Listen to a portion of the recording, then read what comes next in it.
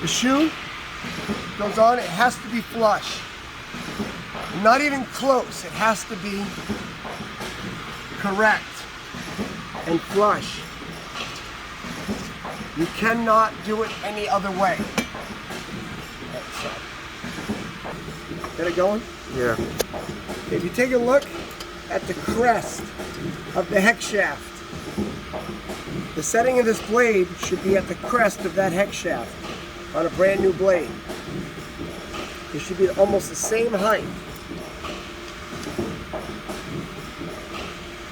That's the starting point. The slots are only used as the blade gets dull or resharpened many times. If you look at the crest here, the blade height's about the same height as the crest. Okay, that's enough, right? Well, if you go here now and look, it's hard to see. Come on over here. Look in this area. So you want the guide shoe to overlap the bottom blade. If it doesn't, it's just going to slam and hit. Yeah. This needs to go straight up and down. And we're going to do that with the machine in a minute. This is called the rock arm, okay? And cam assembly. This kick shoe is supposed to be slightly forward. So by unlocking this side, you can see how I can move it out. See how it's slightly forward now? I'll go the other way. See how it's tilting it back? Okay. Obviously we want it tilting forward slightly, which means I did pull away from this. Yeah. All right, I'm done. Under here, it's a double cut knife, separate nooks assemblies, timing belt operated through a servo drive. You notice here there's a limit sensor and there's another one back here. This is the window between these sensors that knife needs to function in. It's really important that we do it that way, okay? Now the second problem I see, that's just one, okay? I need to lift this up. Okay. That space and that space back here should be even. The space from the rock arm to the frame, the space from the stop to the frame should be even. Now that is truly the center of the machine. Now when you go to run a job, you want to use this. Yeah. Just play with it a little bit.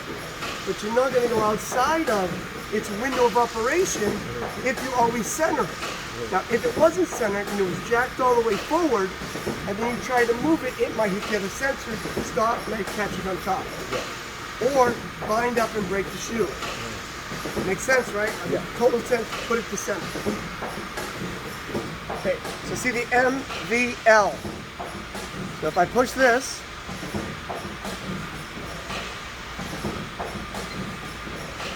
I turn the servos on. Okay. MVL. See it flashing? So I know I'm at the limit. Now, I'm going to go MVR until that light is no longer flashing. Now I know this knife, when it does its first cut, moves backwards to do the second cut. It has that window. And that window is between MVL and MVR. If it touches MVR because somebody turned this too far, guess what? It's going to jam up. It's going to jam up and you stop, the knife's going to just come down and that's it. Okay, then you'll have to go back and reset everything. So you need to take time to do these steps. We want to make sure that our blade assembly is centered using the computer, the sensors down here, and the mechanical 0 points we talked about. We want to see this kick plate slightly kicked forward. No, it don't look like centered to me. What's that? It don't look like it's centered here. Is there 5 millimeter before it hits the frame? This space is 5 millimeters. Okay. That's the max cut of the unit. So if it was only 3 millimeters of space there and you run 5, is it going to run in the frame?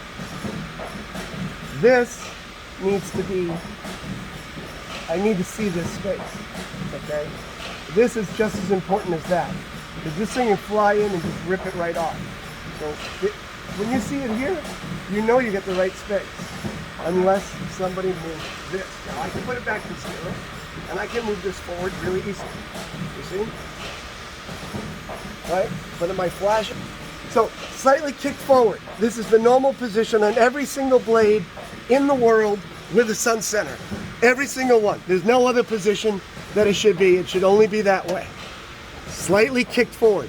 Because when this rocks down, this is going to kick straight up and come back to a stop.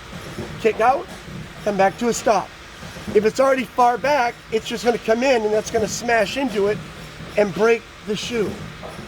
This kicked back like that is very bad. Not even partially, very bad, okay? All right, so what I want to do now, everything is loose except for, I don't want to mess with this side because I think it's close to where it needs to be. So I need to start with a rigid, fixed point. That's rigid, that's fixed, and the angle is somewhat in its spot. But what I want to look for is the straight up and down action of the knife, okay? So all I'm going to do is put jog on, okay?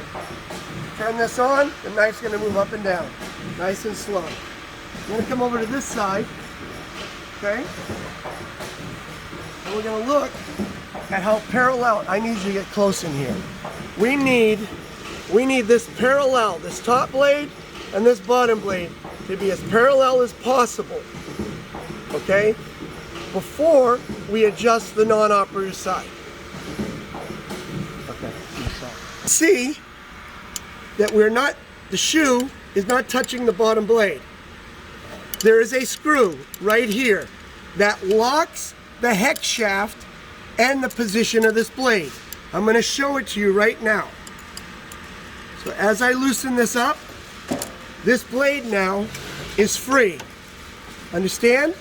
So I'm going to push this right into it, nice and tight, and hold it right there. And I'm going to lock this in.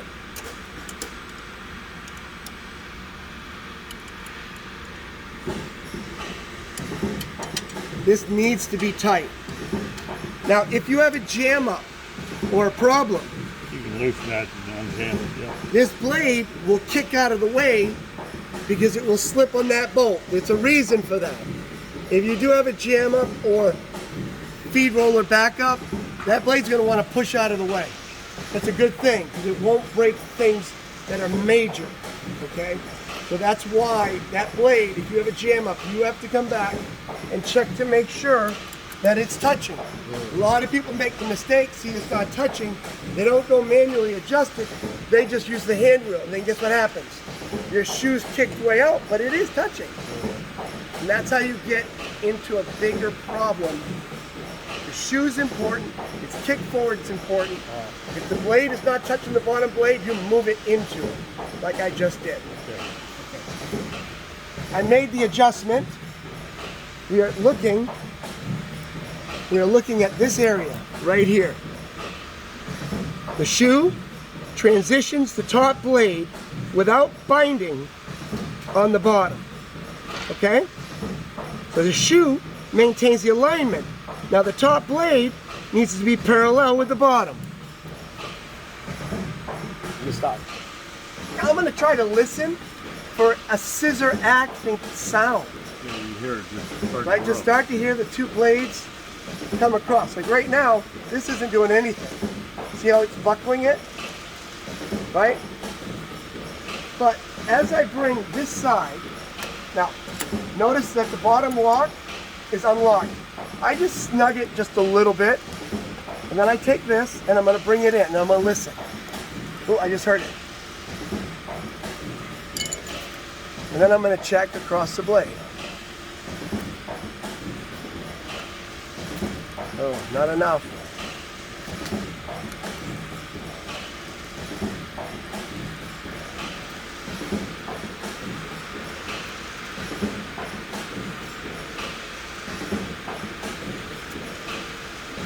Now, when you go to tighten this, you actually have to tighten and hold this at the same time.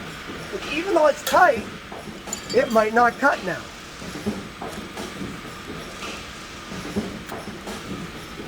What are the odds, huh?